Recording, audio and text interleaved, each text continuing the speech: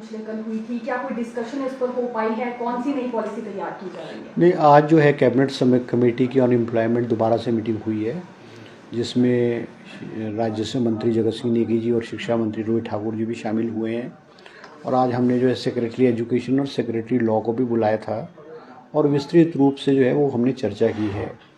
हमारा main focus जो है वो आज हिमाचल प्रदेश के दूर दराज के क्षेत्रों में, ट्राइबल एरियाज़ में, हार्ड एरियाज़ में, बैकवर्ड पंचायत में शिक्षकों के बहुत सारे पद खाली पड़े हुए हैं और एकेडमिक सेशन शुरू हो चुका है।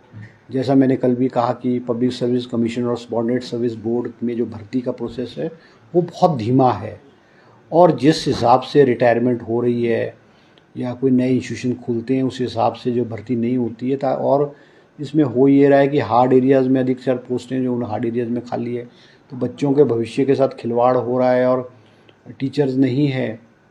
तो हमारा चिंता का विषय था कि भाई अगर हम पब्लिक सर्विस कमीशन को भेजेंगे तो उसमें बहुत समय लगेगा, 1 साल से 1.5 साल लग जाएगा। तो हमको एक ऐसा रास्ता निकालना पड़ेगा कि रिक्रूटमेंट भी हो जाए और शिक्षकों के जो खाली पद पड़े हैं वो भी भरे जाएं। आज हमने जो एक फॉर्मुलेट करके एक पॉलिसी, एक ब्रॉड कंसेंसस तय किया है। अभी पॉलिसी तो नहीं बनी है मगर एक ब्रॉड सा कंसेंसस हमने तय किया है जिसमें हमने मतलब वो गाइडलाइंस दे दी हमने डिपार्टमेंट को और उसमें मतलब सेक्रेटरी लॉ की भी ओपिनियन आएगी, पर्सनल की भी ओपिनियन आएगी और उसके बाद जो है फाइनेंस को जो है अप्रूवल पे भेजा जाएगा। तो एक ब्रॉड गाइडलाइंस हमने तय कर दी है उसमें। अब जब तक ये पॉलिसी कैबिनेट की अप्रूवल नहीं होगी तो इससे ज़्यादा मैं नहीं बता सकूँगा, मगर चिंता का विषय ये है कि भी हमने हार्ड एरिया, ट्राइबल एरियाज़ में जो है वो शिक्षकों को हमने भेजना है। सर, अपने स्तर पर क्या विभाग की ओर से ये भर्ती प्रक्रिया पूरी की जाएगी और अगर ऐसा है तो क्या अस्थायी तौर पर फिर ये भर्तियां नहीं होंगी? नहीं, देखो, हमने इसमें सिर्फ फ़र्क ये है कि हम उसको जो है हम ये रिजर्वेशन का रोस्टर भी लागू कर लगाएंगे, इस पर आरएनपी रूल्स भी लागू होंगे। जो एक रेगुलर भर्ती के लिए जो है जो पैरामीटर्स हैं, जो पैमाना एक रेगुलर भर्ती के लिए वही पैमाना होगा। फ़र्क सिर्फ ये होगा रिक्रूटमेंट एजेंसी भी वही होंगी। अब अगर जैसे जेबीटी है, टीजीटी है, सीएंडवी है, उसकी जो रिक्रूटिंग एजेंसी होती है वो डिप्टी डायरेक्टर एलिमेंट्री होता है।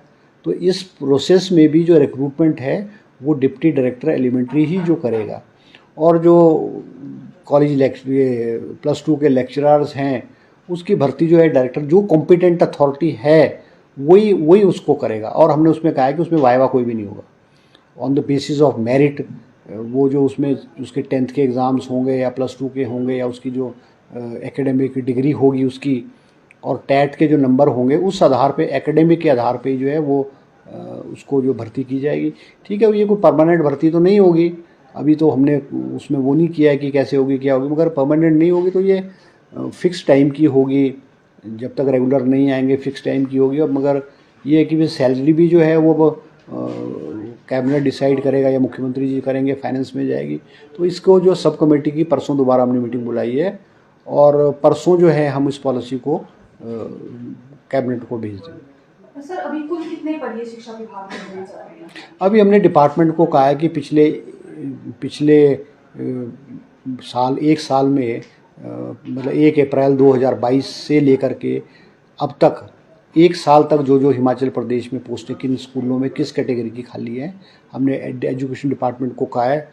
वो कल परसों जो है वो हमारे को एग्जैक्ट फिगर देंगे। सर, कोई टाइम बाउंड रखा गया कि पॉलिसी कब तक इंट्रोड्यूस की? परसों हमारी दोबारा मीटिंग है और परसों फाइनलाइज हो जाएगी और देखते हैं वो हमने जो क्वेरीज पुट अप की है या डिपार्टमेंट की को हम जो है क्लैरिफिकेशन के लिए, उनके ओपिनियन के लिए हमने कहा है, वो परसों क्या क्या हमें कहते हैं उस हिसाब से, पर मतलब वेरी शॉर्टली। सर, जो ये भर्तियां होनी है, क्या ऐसा माने कि जैसे पूर्व में पीटीए, कोई विद्या उपासक, इस तर्ज की ये भर्तियां होंगी? नहीं, देखो, उन्हें उनके भविष्य को लेकर भी अगर क्या सुरक्षित रहेगा कि कल दिन उन्हें रेगुलर किया जाए या कॉन्ट्रैक्ट पर लाया जाए, ऐसा भी कुछ? नहीं, देखो, ऐसा ना कि भर्ती तो हम आरएनपी रूल्स भी लागू होंगे और रिजर्वेशन का रोस्टर भी लागू होगा।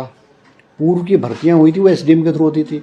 ये हम भर्तियां जैसे रेगुलर भर्तियां होती हैं उस आधार पे करेंगे। जैसे जेबीटी की भर्ती डिस्ट्रिक्ट लेवल की है, वो डिस्ट्रिक्ट लेवल का अधिकारी करेंगे। टीजीटी की भर्ती है वो भी टीजीटी एंड सीएनवी की डिस्ट्रिक्ट लेवल पे करेंगे और लेक्चरर +2 के वो स्टेट लेवल पे, डायरेक्टरेट लेवल पे होगी। तो उसमें हमको ज़्यादा छेड़छाड़ नहीं करें। हमारा मकसद सिर्फ ये है कि स्कूलों में खाली पद भरने चाहिए। अब ये परमानेंट भर्ती तो नहीं होगी, होगी तो ये मतलब स्टॉप गैप अरेंजमेंट होगा, या मान लो 2 साल के लिए होगी, 3 साल के लिए होगी, या जब तक रेगुलर नहीं आएगा उस आधार पे होंगे। मगर अभी ये स्टॉप गैप ये जो है फाइनलाइज नहीं हुई है अभी तक। सर, जो पुरानी भर्तियां फंसी हैं, क्या इसे लेकर भी अभी कोई रास्ता निकाला जा रहा है? नहीं, अब कुछ भर्तियां तो कोर्ट में है, वो जब तक कोर्ट का फैसला आएगा, कोर्ट के फैसले के बाद ही वो भर्तियां होंगी। मगर ऐसा है कि जेबीटी की भर्ती 5 साल में नहीं हुई है, पीटीआई और डीपी की जो भर्ती 5 साल में नहीं हुई, अभी कोर्ट में वो फंसी हुई है। तो वो जो कोर्ट में फंसी हुई है उसमें तो हमने कैबिनेट कमेटी कुछ नहीं कर सकती, बाकी और कैटेगरीज में तो हम कर रहे हैं।